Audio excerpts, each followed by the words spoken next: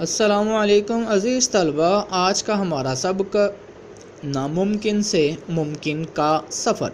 جستجو تلاش کو کہتے ہیں، تقویت طاقت کو، شرمندہ تعبیر عملی شکل، رجحان توجہ، ایئر میوزیم ایسا عجائب گھر جس میں فضائیہ کے متعلق جو چیزیں رکھی ہوئی ہوتی ہیں۔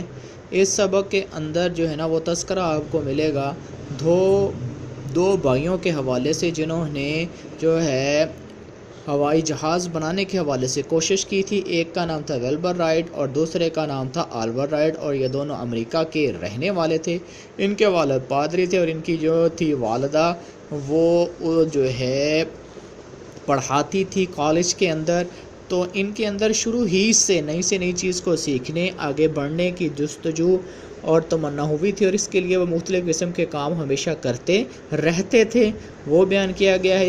ایک دفعہ ان کے والد نے ان کو کھلونا ہیلی کاپٹر لا کر دیا ہے۔